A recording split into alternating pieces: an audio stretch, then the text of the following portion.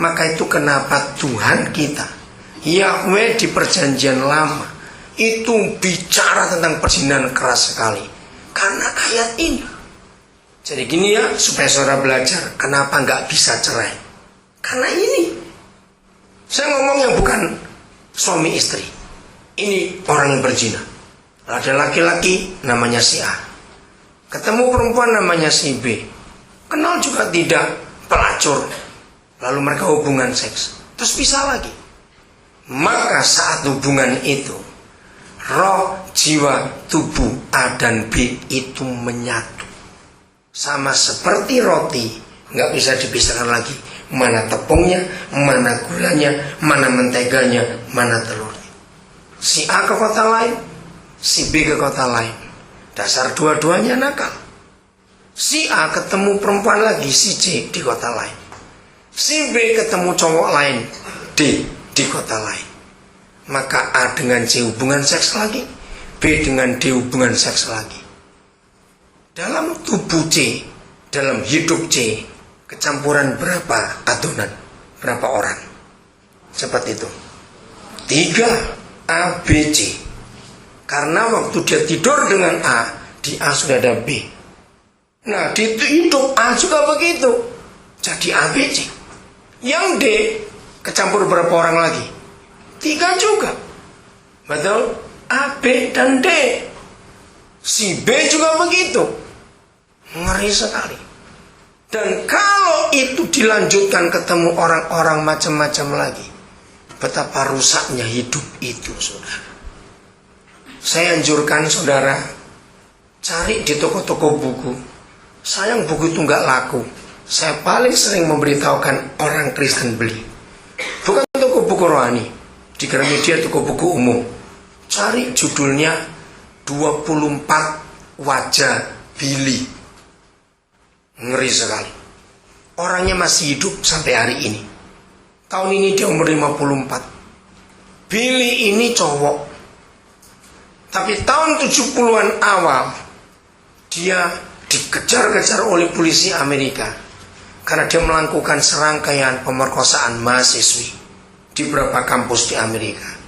Bertahun-tahun gak ketahuan karena modusnya beda-beda. Dipikir ini orang berbeda. Tapi ketika semua korban diwawancarai, menunjuk ke satu orang. Tapi polisi gak percaya. Masa satu orang kok bisa ganti-ganti? Akhirnya dia ketangkap. Nah, waktu dia ketangkap, dia disiksa sebab dia bermain sandiwara. Tiba-tiba dia bisa nangis kayak anak kecil. Tiba-tiba dia bisa melukis. Tiba-tiba dia bisa bahasa Rusia. Dialeknya bukan bahasanya, dialek Rusia. Tiba-tiba dia jadi pelukis. Dalam dirinya ada 3 aliran lukisan. Itu yang buat polisi jadi bingung. Akhirnya setelah persidangan berkali-kali, hakim melihat ada yang gak benar dalam hidup orang ini. Maka dipanggilkan seorang ahli jiwa. Gak mampu. Sampai sekian ahli jiwa yang hidup dengan Billy selama sekian belas tahun. Mereka hitung ada berapa pribadi dalam diri Billy. Setelah mereka final, mereka hitung, mereka kaget. Ada 24 orang dalam tubuhnya. Ngeri, saudara, ngeri. Nah, waktu saya dapat buku itu 6 tahun yang lalu, 2004 saya baca buku itu. Saya diskusi dengan beberapa ahli jiwa. Mereka nggak pernah ketemu jawaban. Ketika saya jawab ini, mereka bingung. Bapak baca buku apa? Kok bisa menerangkan itu? Saya bilang, Tuhan saya yang memberitahukan bahwa hubungan seks itu hanya untuk suami istri. Kalau dipakai salah, jadi rusak. Jadi papa mamanya Billy sudah ganti-ganti pasangan, termasuk dengan anak-anak kecil. Maka itu rusak hidupnya. Anak-anak muda, engkau dengar ini. Cari bukunya. 24 Wajah Billy. Tebal, saudara. Kira-kira 600 halaman. Jangan kaget dulu dengar baca. Kok kandul tenan? Jangan. Bacalah buku. Saya berkata kepada banyak orang Kristen, kalau orang Kristen malas baca buku apa saja, pasti masuk neraka. Walaupun Kristen, sungguhan. Harut, kamu paling banter guyu, malas kamu baca buku. Kenapa saya memberi ultimatum orang Kristen yang malas baca buku masuk neraka? Dengar, Roh Kudus beri saya hikmat yang luar biasa. Semua buku itu dibuat oleh penerbitnya menarik atau tidak? Sangat. Kalau nggak menarik, nggak laku. Nah, kalau yang menarik saja saudara nggak mau baca, apalagi yang nggak menarik. Alkitab itu buku yang sangat tidak menarik. Tebel, tulisan kecil-kecil, nggak ono gambari rek. Lo betul tidak? Nah, Alkitab itu satu-satunya peta menuju surga. Nah, kalau saudara nggak pernah baca petanya, engkau kesasar ke Bangunrejo rek. Biar tahu itu. Itu tempat pelacuran di Surabaya bagi yang belum tahu. Karena saudara nggak baca petanya. Ngerti nggak hukum ini? Jadi kalau saudara malas baca buku, pasti nggak masuk surga. Karena saudara nggak tertarik baca Alkitab. Jadi orang Kristen tidak boleh hanya rajin ke gereja dengan orang khotbah. Belajar. Katakan amin. Dan kalau baca jangan cuma buku rohani, baca buku-buku pengetahuan yang lain. Saya ini sibuk, tapi saya tetap punya waktu untuk bisa baca buku, saudara. Karena itu penting, saya belajar. Sekarang tahu ngerinya perzinahan. Bukan cuma sipilisnya, bukan saudara. Bukan cuma AIDS-nya, tapi rusaknya hidup itu. Ngeri sekali. Jadi kalau sampai Billy punya 24 kepribadian, yang satu jelas dari papa mamanya, yang 23 campuran dari papa mamanya berzina dengan siapa saja. Dan ketika Billy dibuai, iblis ngaduk adonan itu, dicampur semau-maunya.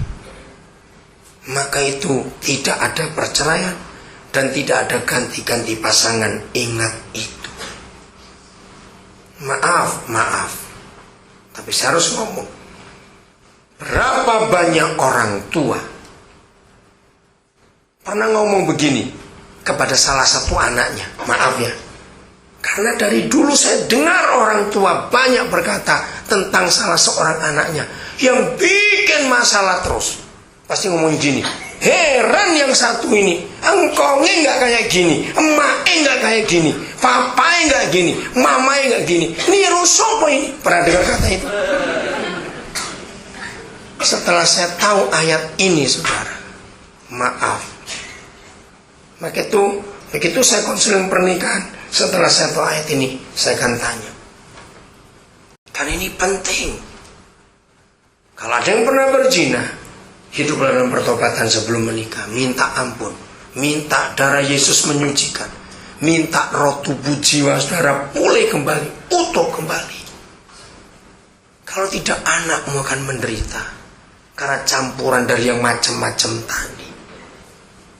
Hebat bukan Papa kita di surga tentang perzinahan itu, sampai sehebat itu.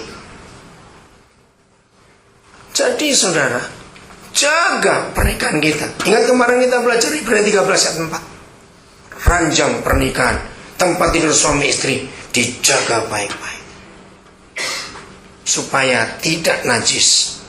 Kotornya tempat tidur kita, Ibrani 13 ayat 4, karena persundalan, karena perzinahan. Sampaikan firman ini kepada semua orang yang kita kenal. Perzinahan itu berbahaya karena merusak generasi yang berikut.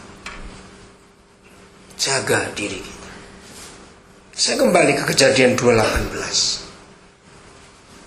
Jadi kalau sudah menikah, tidak boleh tanya, awas kamu. Lagi sekali, kalau sudah menikah, apalagi sudah punya anak, terus saya gini, Tuhan, dia itu jodoh atau tidak? Tak gebuki kau. Awas pakai tanya lagi, sudah menikah kok ditanya ini jodoh atau tidak. Maunya apa?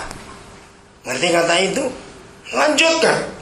Minta anugerah Tuhan supaya saudara mampu ngemut silat dan ada kerikil di sepatumu, supaya saudara mampu betul-betul, walaupun itu menderita, Tuhan berikan anugerah.